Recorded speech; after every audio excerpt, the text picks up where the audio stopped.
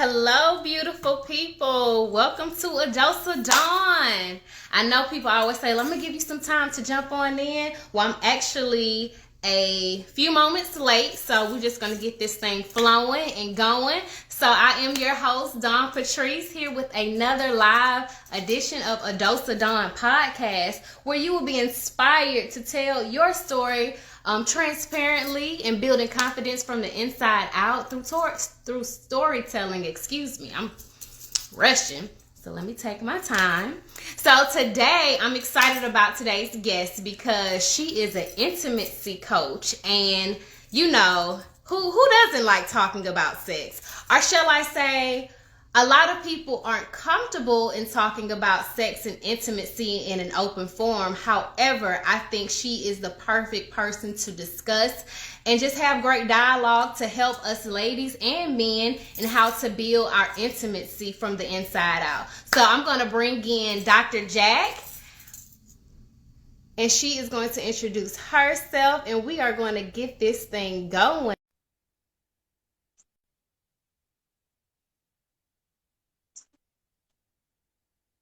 All right. Hey, Hi. how are you, Hi. Dr. Jack? I'm good. I'm good. How are you? I'm well. I'm well. I'm so glad you were able to come on in today and have a little dialogue about intimacy and the importance of it. But before we get to that, tell the people who you are and what you're all about. Yeah, so happy to be here tonight. My name is Dr. Jacqueline Sherman, but my clients, colleagues, and friends call me Dr. Jack. And I am a licensed clinical psychologist as well as an intimacy and relationship coach. And I help women and couples to have better sex and intimacy, communication, and relationships. Okay, very, very good. What brought you down the path of, becoming an intimacy coach? Yeah, so there were two things. Mhm. One of those things was that when I was training to become a psychologist, I always gravitated towards couples therapy. It was something that I was really, really interested in. I wanted to learn more, and I wanted to really do that work. And as I started meeting with more and more couples in my training, and also after I graduated from school, what I found that was very consistent across all the couples is there was this difficulty with talking about sex and intimacy. It did not feel comfortable to the couples, and they could navigate other topics like, Oh, raising children and finances, in-laws, like you name it, they could go wow. there. But with sex and intimacy, it was uncomfortable for most of them. And so I leaned into wanting to learn more about what that is about. And just, full disclosure, many therapists and psychologists don't get a whole lot of training in like human sexuality, how to navigate conversations around sex. We get a little bit, but Yeah. if it's an area that you really, really want to be an expert in, you have to get additional training and support. Okay. And so I did that because I wanted to be able to help my couples in that way. And so professionally, that kind of led me to the intimacy coaching space. And then from a personal level, I'm married. My husband and I have been married for 4 years now, and we've always had really great sex until I experienced a pregnancy loss. And that really shifted our intimacy, not only physically, but emotionally. And Mm-hmm. there was a lot of healing that needed to take place as a result of that. And so I looked for resources after that loss to navigate this situation. And everything was very external in terms of the support that was available. So it's like, wear this lingerie and you're going to feel sexy and confident again. And you're going to want to be intimate with your partner. Yeah. Or, Yeah. learn this technique, and that's going to help you to feel really connected to your body. And I'm not knocking any of that. There's a place for it. But the healing that I Right. needed to do, that was not what I needed. I really needed to heal from the inside It's out. yeah. Yeah, so I started doing a lot of the personal work to work on, my confidence and, well, rebuilding my confidence, Yeah. having really difficult conversations, but needed conversations with my husband, and just really did some of the mindset work that was necessary to show up as a sexually empowered person. And it shifted how I saw myself. It shifted our relationship. And I just really decided that, other women and other couples need these type of services. They need to be available. And so that's what started my intimacy and relationship coaching business. I love it. I love it. I actually saw one of your it was a moment you saw something, a documentary, and you were so vulnerable and transparent. And I Yeah. was like, Jack, well, Dr. Jack, I was like, yes. Thank you, Dawn. I felt your spirit. I felt your heart because, like you said, a lot of times women, we go through things alone because it's like everybody, well, not everybody, but a lot of women, they do desire to have children. But what happens when you Hmm. do have the miscarriages? What's your emotional, level at? Like what's truly going on the inside and how to overcome that without feeling like, okay, I'm not woman enough, because I've heard women say, well, I feel like I'm not woman enough for my husband because I haven't buried a child, so Hmm. forth and so on. So I really commended you when I saw that. I was a little teary-eyed too. I was like, this is awesome for so many women that are not confident enough to even speak of. I can't even say confident, but it's the vulnerability that you Yeah. have to just be transparent like that. And I always say you have to tell your story because you never know how it can impact someone else. So even Hmm. though I don't have children, I was inspired because I do desire to have kids, but you put me in a mindset, okay, what if you go through something like that? Or what if Hmm. you're unable to have kids? You have to, everything is mental. Everything is mental. Absolutely. So let's talk about the mental component in intimacy. Because reading your page, I said, oh, this is some good juicy stuff here. Very juicy. So Thank you. intimacy, you said something about intimacy starts with the relationship with yourself. Yes.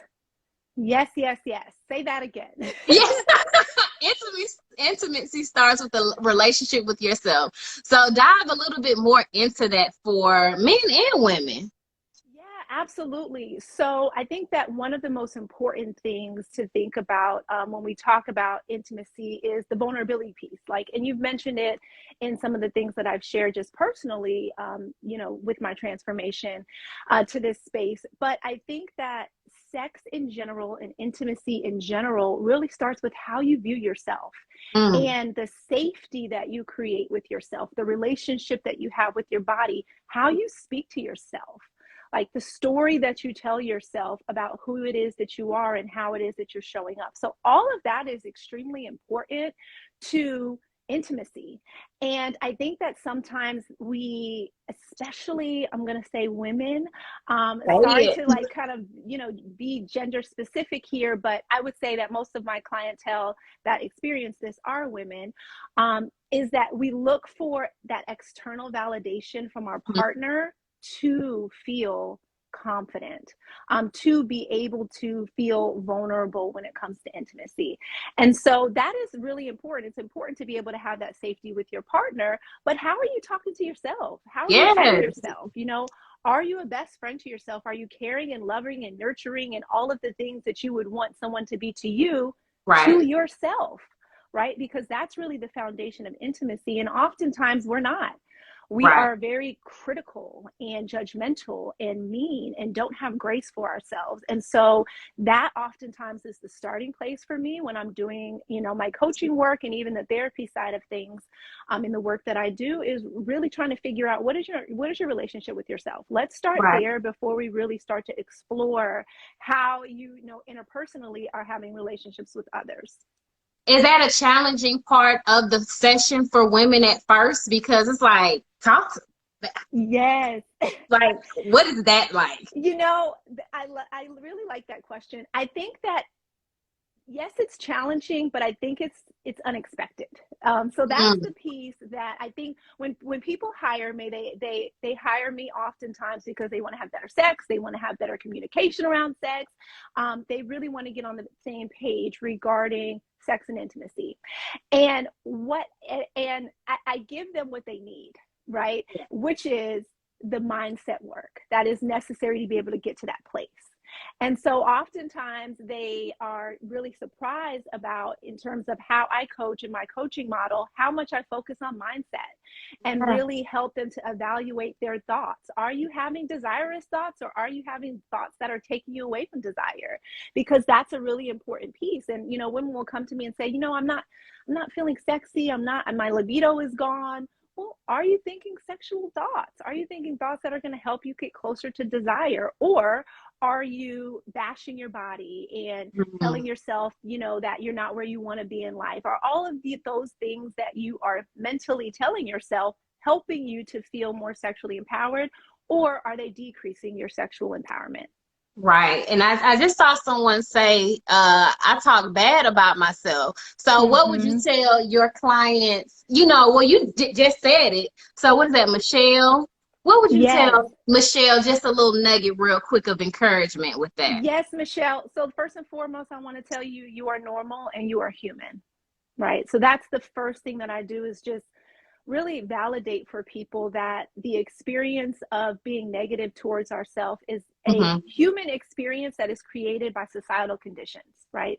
So we Right. have to have some grace with ourselves, because the world has been designed to tell us at Stop. most moments that we're not enough, that Right. we need to strive for perfection, that our bodies aren't perfect enough, that we don't make enough money, that we need to be doing X, Y, and Z. If we don't have kids, we need to have kids. If we have kids, we need more time to ourselves. Like it's never enough. And so Right. I start with the compassionate place, and building awareness around the pattern of those thoughts, right?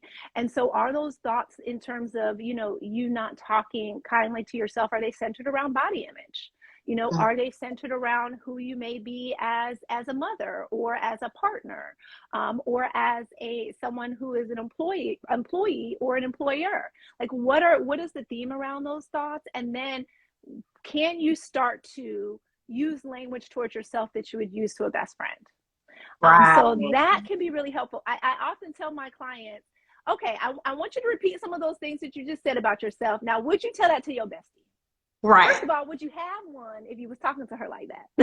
Right? Because she would That probably part. be out. Right? She wouldn't have nothing to do with you. So it really is a process of relearning how to really hold ourselves and have compassion for ourselves in a really loving way. And it's relearning for a purpose, because we're taught to think very, very differently and actually be really harsh and critical. Very good, very good. Now I want to get into some good stuff. So Yes. this was great. No, no, no, not good stuff, but some deeper stuff. So I Mm-hmm. saw this documentary on Netflix called The Principles of Pleasure. I don't know. Yes. Did you see it? So I'm trying to stay focused. Okay. So I started watching it, but I had to stop myself and be like, all right now you have some priorities to catch up on. So we're gonna wait Okay. till the weekend to finish it. But I'm almost done with episode one, and I absolutely like. I want to rewatch episode one so I can take notes and just nerd out, because that's my entire world. Yes. So I came across it. I was like, oh, this is going to be good. Now, Yes. what I learned is that in heterosexual relationships, Mm-hmm. women, they don't orgasm at a high percentage versus lesbian women. And I thought Mm-hmm. that was very interesting. And I also read on your page where it takes, what, 7 to 12 minutes for a woman to be, aroused and stimulated. So let's talk a Mm-hmm. little bit about that and the importance of the stimulation. Yes, yes, yes. So what you're referring to is the orgasm gap, which exists where really the research has consistently shown that heterosexual cisgender men are orgasming at much higher rates than everybody else. And at the Right. very, very bottom are cisgender heterosexual women. And so what we find is that there's lots of reasons why that is happening. And at the root of it is that there's just a lack of understanding of female anatomy. Really, women have been stripped from understanding their anatomy and getting the proper sexual education. And a lot of that education has been really centered towards male pleasure. So Mm-hmm. it's only been within the last couple of decades that we have really learned more about female pleasure, about the clitoris. A lot of times women don't even necessarily know, their the proper name for their parts. Yeah. And so like the difference between a vulva and a vagina. So there's a lot of learning that needs to happen. Let's talk Um, about that. What is the yes. difference between the vagina and the vulva? Yes. So, gosh, I wish I had my puppet close by, but I don't. So, the vulva is the entire genital structure, right? So typically, like what we have typically been known to understand a vagina to be is actually a vulva, right? So, when you're Mm-hmm. looking at, a woman's body, everything that is, down in her pelvic area, other than her anus, that's the vulva, right? And the Okay. vagina is actually the canal. So when you think about someone who is giving birth, when you think about the canal that, semen has to travel down in order for a woman to get pregnant, that is going to be the vagina. So that is the difference. And the reason why we're really trying to, as a sex education culture, you Mm-hmm. know, re-educate individuals is because we don't want to center female pleasure with just the vagina. It's limiting, right? Mm. There's other parts that are also really, really important. There's the clitoris. There's this structure that a lot of times we haven't learned a lot of information about. And so we really want to be able to have women to use the proper language so they can understand the difference between both the vulva and the vagina. And speaking of that pleasure difference, as I mentioned to and alluded to earlier, the trouble with the lack of education regarding female anatomy is that we haven't learned as a society that women's pleasure experiences are different than male pleasure experiences. So Let's when talk you think about about that. penetration, right? When you think about penis and vagina penetration Yeah. specifically, this is why men are orgasming at way higher rates. It's easier Yeah. for them to orgasm that way. Right. It's not that women are broken or that they need to be having orgasm like men. Um, our bodies are just built different. And so that understanding the female anatomy, understanding our parts, understanding that clitoral stimulation is a major part of female pleasure, and women that have that experience have a much higher likelihood of being able to orgasm during sex. All of that is important information that a lot of times people just don't know, and it's not necessarily our fault, but we haven't been taught the information. Question. So because I didn't know until maybe my late 20s that a lot of women have not had orgasms. Mm-hmm. How can how does a woman know that she's had an orgasm? Yes. So I think it's going to differ for each person, but I Okay. think that some of the things really at the core, orgasm is a release of sexual tension. It's a release of sexual We tension. all need And that. yes, but the spectrum is going to look different, right? Okay. So some women will say, well, I'm not sure that I orgasm. And it's not because, they don't necessarily know their bodies, but it is because that the experience for women is much less likely than it is for men. So men have an understanding of what this looks like for them. They see it in porn, they understand it, they talk about it with their friends, they're masturbating at a very young age. So they understand. For women, it may be very, very different. But some of the things that you may recognize is that your vagina may start to contract. So that's a Hmm. sign that you may be orgasming. It gets Again, tight. yes, it Yeah, gets tighter that it's going to release. So you're going to have some contractions. Some people don't. So Hmm. it really is being able to get really connected with your body, to be able to lean into what that release of sexual attention feels like for you. But there's going to be a spectrum. So for example, some women may feel one contraction and that's it. Other women may squirt and ejaculate. So there's a spectrum of what that can look like. Some women can have multiple orgasms, like from the vaginal orgasms as well as clitoral orgasms at the same time. So it can get really, really intense. Yes, it can get Hold on, really, hold on. really The intense. clitoral and the vaginal. Yes. So talk about that a little bit. Yes, so inside of the vagina, there is a G spot region, Hmm. which really at the core, it's if the vagina is stimulated in a certain way, it is actually going to touch the internal part of the clitoris. Hmm. And so when that is happening, and then, for example, someone is experiencing clitoral stimulation on the exterior of the clitoris. So I have this. I'm just going to grab this because it's easy for me to explain, right? So Okay. this is our clitoris, right? but this is the only part that we see. And there's like a hood that covers the Mm-hmm. part that we can actually see on the vulva, right? Mm-hmm. So what's going to happen when we're having multiple orgasms is you're going to be penetrated here, and there's going to the penetration is going to actually be touching these bulbs, and there's an area inside of the vagina that is kind of spongy, and this can then make these areas gorge with blood. So that Oh, can wow. create an internal orgasm, right? And then again, if someone is caressing the clitoris, then that's going to be stimulating as well. And so that's how you can experience the multiple orgasms from the clitoris, internal and Beautiful. external. I like that. I like that. Let's talk a little bit about masturbation because I saw someone put in the comments saying, masturbation is not bad. So for ladies or just self-pleasure, let's dive into that. The importance of Mm-hmm. that, knowing your body. Yeah. So first, I like to start off discussing masturbation with having compassion, because a lot of times we have downloaded messages around masturbation. Mm-hmm. Some of those messages for a lot of the women that I have conversations with and work with as their coach is religion. Mm-hmm. Or ideas that if I need to masturbate, then something's wrong with me. If I could only masturbate and get to orgasm through this channel, then I must be broken. So there's a lot of messages that we receive around masturbation. And a lot of people feel a lot of shame around masturbation. So again, I hold a compassionate space for women regarding masturbation, because in comparison to men, masturbation is just not something that we are given the thumbs up to do, Right. right? Right. so Right.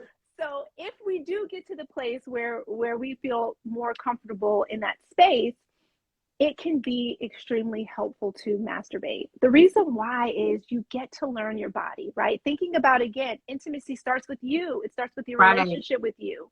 And masturbation is such a helpful tool because it allows you to start to recognize what turns you on and what doesn't. What areas of your body do you appreciate stimulation? What areas do you not? What type of pressure do you like? What type of pressure do you not like? All of those things are really important. And they're important because they then translate to your relationship, because you're then able to share with your partner some of the things that you like, Yeah. right? So Yeah. when they say, what Absolutely. turns you on? What do you like? You're not like, I don't know, right? You've Yeah. explored your body enough to understand at the foundational level some of the things that you like. And, masturbation, you can use a toy, you can use your hand, you can really just explore your erogenous zones. You really get to decide what it looks like for you. And so I think that there's also this idea that I have to masturbate in this way. And I really want to just help people to unlearn that as well, because you really do get to decide how it is that you explore your body, and what that looks like for you regarding your comfortability level. Very good, very good. Now there was something on your page that I really, really, really enjoyed seeing, and you said it was about foreplay, but then you changed it to core play. Mm. Okay, yes, chore play. Core. So instead of the foreplay, you said core play. So as if, Did I? okay, before before we can get to the penetration and everything, the Mm-hmm. core play is instead of just the kissing and rubbing, the core play can actually be acts of service or your love language. So it was something along those lines that I like Listen, that you switched. I don't even remember. I love that play on words. I don't even remember it, but I need to write it down so I can say it again. No, but it really is. So I like to tell people that foreplay Oh, you starts. said refrain from foreplay as core. Yeah, yeah. So just reframing the words from core. Yes. Yeah. Okay. Yes. So I feel that the way we look at foreplay is extremely limited. And I think that we need to broaden that a bit, because oftentimes foreplay is like 3 minutes before, heterosexual couples specifically engage in penetrative sex. And again, thinking back to that time frame, on average, Right. almost 20 minutes that it takes for a woman to become fully aroused, right? So Yes. almost 20 minutes. So think about this. And then with sex in general, sex is on average about 7 minutes. So the math ain't mathin', It is right? not. The It's math not. ain't mathin'. So this is why foreplay is so important. We need to expand how we think about it. Again, we've had media messages. When you look at porn, when you look at all the outlets that people are learning how to engage in sex, it's not Right. focused on female pleasure. And so I often tell people to really recondition their mind to thinking about foreplay as really the core of sex. And it is everything that you are doing with your partner from the last time y'all were intimate with each other, right? Everything. I'm talking about text messages. I'm talking about the The way that build up. you hear your partner, the way that you respond to them helping around the house, you all just being, flirtatious with one another and having fun and laughing, and all the physical stuff as well, the touching, the caressing, all of that is foreplay. And so when we can redefine it in that way, that's what builds the emotional intimacy that is needed and the connections that is needed to have amazing sex, right? Yes. And elongating those 3 to 4 minutes of Right. being touched right before sex to something that helps you to kind of get in that 20-minute range of being able to reach that full arousal. Question. So do you meet with some of the husbands as well? Great question. Yes, yes, yes, yes. So the way that my coaching works is, so typically it's I usually work with heterosexual couples. It's typically the woman who reaches out to me, but not always. But I usually meet with both individuals on their own for a few sessions, but the majority of the sessions are them together. And it's Okay. us really, them figuring out what their sexual goals are and their intimacy goals are, and helping them to get to those goals throughout the coaching container. Question. So when guys, because even just learning more about the stimulation and the foreplay and just getting a Mm-hmm. woman, because like we said, the math is not mathing. Yes. So are guys open to understanding that the woman needs a lot more time to be able to enjoy this? I call them sessions. Enjoy Yes, a I good love that. session. Are they open to, that information that you're giving them to please their lady? Yeah, so yes. I have found that the clients that I've worked with are very open because they're wanting things to look different. They're wanting things to look better. They're wanting to redefine what intimacy and sex looks like in their relationship in the present.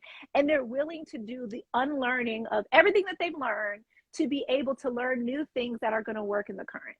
And so I often find that the couples that I work with, especially the husbands, they're very, very open minded and they have a growth mindset about sex. That is such a strength to be able to have a growth mindset and to be able to lean into, maybe I thought I knew everything Yeah. that there was to know about sex, but maybe there's more to learn, or maybe I had some misinformation. And so that usually is a great indicator of successful intimacy in a relationship, having that growth mindset. Now, where I will say I see the opposite is on social media. Y'all be Uh-oh, coming talk for about me. it. Y'all husbands be coming for me like Dr. Jag, what you talking about? I know everything there is to know. But those are not my clients, so I just send them love and keep it moving. What's the craziest thing And pray someone for their has said partners. coming into your DM, like a guy, like, oh, I got this. What you talking about? Like, what's the craziest thing? It's usually not DMs. It's usually just very public. Like they be on the post, like, absolutely not. You don't know what you're talking about. Yes, I'm King Dingaling over here. And, it's just, and so again, Watching all that porn all their life, so they think they can't dingaling.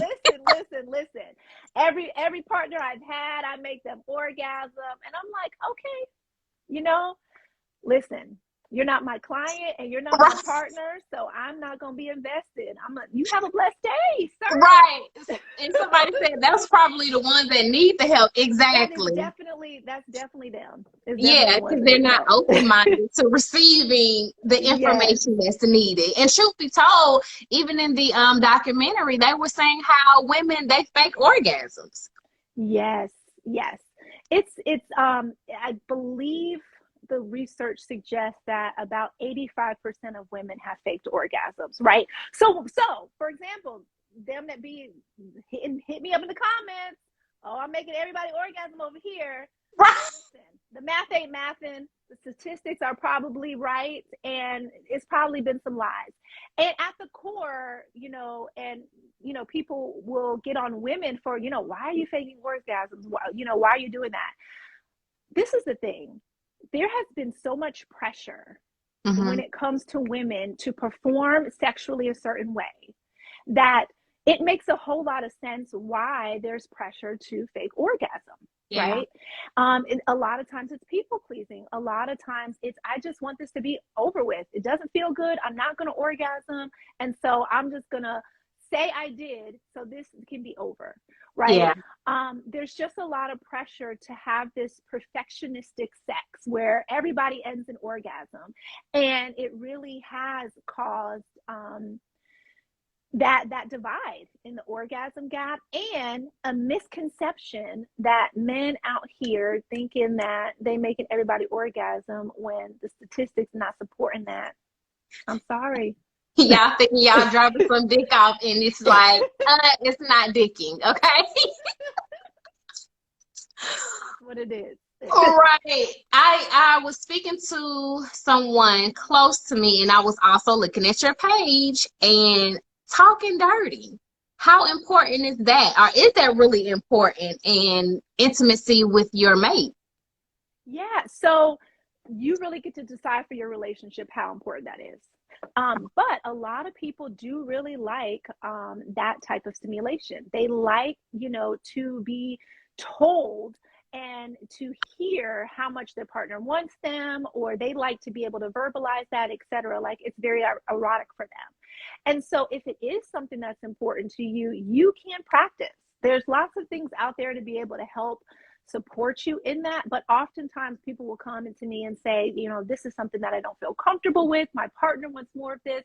I don't know what to say. I feel embarrassed. I feel weird. I feel awkward.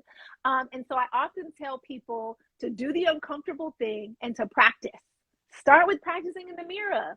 What Okay. is it that you want to do to your partner, right? Even if you have to write it out first, write down what you want to do to them and then practice saying it until you feel more confident in that space, right? So that's a great way to ease into dirty talk if it's something that's uncomfortable to you.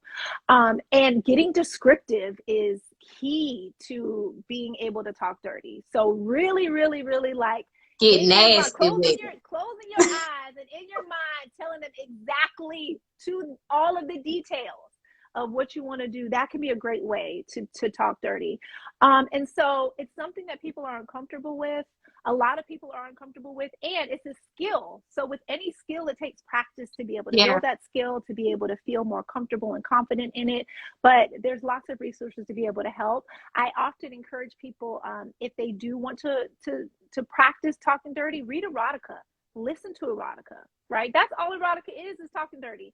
So you get to hear what feels good to you, and you can mimic what it is that would feel authentic to you in your situation based off of what you've heard. So it's a great modeling tool. And there's also apps like a friend of mine recently shared with me an app that it's called Sexbot. That's what it's called. Sexbots? Sexbot, like BOT, like robot. Okay. Yeah. And so you can sign up for, it's not an app, I'm sorry, it's a website, but you sign up through the website, you put your phone number in, and you can actually practice dirty talk with this sex bot. So it's interesting. I signed up for it to be able to kind of see if it's something that I would recommend for my clients. I do like it because you can sign up for, like, if you are, a beginner, if you've had some practice, and if you're an expert, and it will respond to you and it will give you prompts based off of that. But it's a helpful tool for you to just be able to kind of practice, and it can feel more comfortable to people to do Mhm. it in a texting space versus to Face to actually face. be able to say it out loud. Yeah, so you get Okay. practice in sexting that can then translate to feeling more comfortable dirty talking. Very good. Well, I know you have to leave, but I want you to touch on this initiating sex for Mm. women, how Mm-hmm. important that is actually for a man as well. Yeah, really, really good question. Oh man, I feel like I could talk on this question for like 30 minutes, but I will try to keep it brief. So again, kind of going back to the compassion, right? I start there because I think that it's important.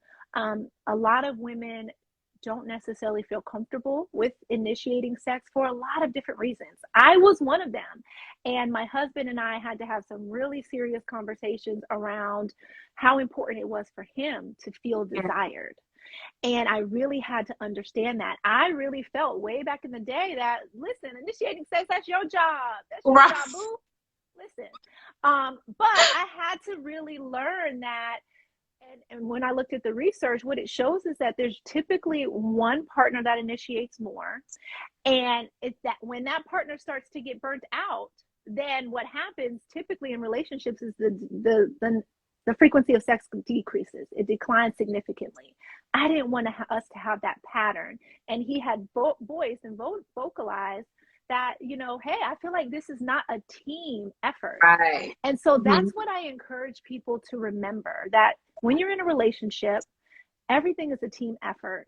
And sex is a team effort as well. And so when it starts to feel one sided, your Mhm. partner can Mhm. really start to question your desire for them. And even though you may not be initiating sex, not because you're not desiring them, it could be something else, right? It could be just like, I was taught that, ladies don't ask for sex. It makes me feel Yeah. uncomfortable. Like it could be so many different things.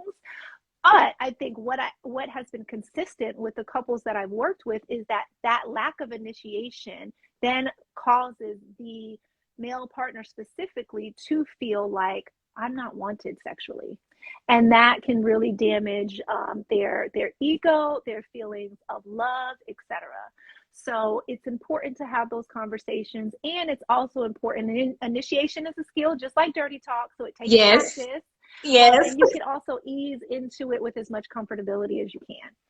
Okay. Okay. Well, what I heard, because we're gonna wrap this up. First and foremost, thank you again for your time. You're welcome. And I took away above it all, just having the inner confidence to be able to tap into your sexy, your own Mm-hmm. intimacy. When you have that type of confidence within yourself, you're able to be open to initiating, being open to learning how to dirty talk if you already don't know how to dirty talk. So Absolutely. that self-confidence is a major key component in intimacy and sex.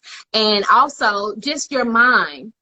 I Mm-hmm. personally, I believe your mental can take you there as well, Yes. because that's from the inside out.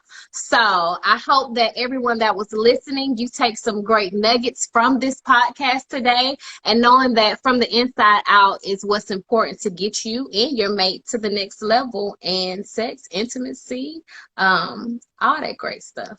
So Yes, I'm gonna. absolutely. And I love how you ended with the mind, because I often tell my clients, the brain is our biggest sex organ. And it Hmm. truly, truly is. Like what we are telling ourselves, the thoughts that are coming up for us, those are going to impact our intimacy with ourselves and with our partner. So it's Absolutely. really, really important to start there. We cannot ignore the brain, and being able to just explore, what our brain is telling us when it comes to sex and intimacy is a great starting place. So this has been such a helpful conversation to have. Thank you so much for inviting me on. You're I welcome. You're truly, welcome. truly appreciate it. I had so much fun. I saw some of my friends and Really. colleagues in the comments. They were going so fast. Right. I didn't want to, like, I have been on lives before and then tried to keep up and then clicked off. So I was like, let me keep my hands to myself. But Right. thank you so much, those who showed up and engaged. Really, really appreciate it. And I also just want to say, if anyone was listening to this information and felt felt called to really evaluate their own intimacy and their own relationship with sex, in the relationship with their partner when it comes to sex, and maybe has struggled with things such as, low libido, difficulty with initiating sex, difficulty talking about sex and Yeah. really asking for what it is that you want and need, difficulty navigating emotional intimacy. I am available in regards to coaching services, so definitely send me a DM. You can also visit my website, which is drjack.co. That's drjac.co, not com, co. And yeah, reach out to me. I would love to just connect with you, answer any questions that you may have, and support you in any way. And I also want to invite individuals to get some additional tips. So I Yes. have on my website, if you go to that website, and it will prompt you to, if you would like to join my email list, to get a free guide. So I have a guide that has 5 ways to have better sex. There's some amazing tips on there. Some of the things that we talked about today regarding like dirty talk, but there's Yes. other things regarding exploring fantasies, using Mm. mindfulness, etc. So go and get that guide. Those are tips that you can start using today, to be able to build your intimacy and to have better sex. And I look forward to connecting with you in the future. Yes, thank you all, everyone. Wishing everyone great sex in the near future. Please follow Dr. Jack for so much more details, and her page is super lit, like super lit. Like I Oh, enjoy thank your you, posts. Dawn. Seriously, your Thank reels are you. on point. I love them. So keep up the good work, and I'm so proud of you and everything that you're doing in your journey and just helping people from the inside out. So thank you. Thank you so much, Dawn. I'm proud of you too. Thank you for creating this space. You're welcome. See y'all. Y'all have a great night. Take care.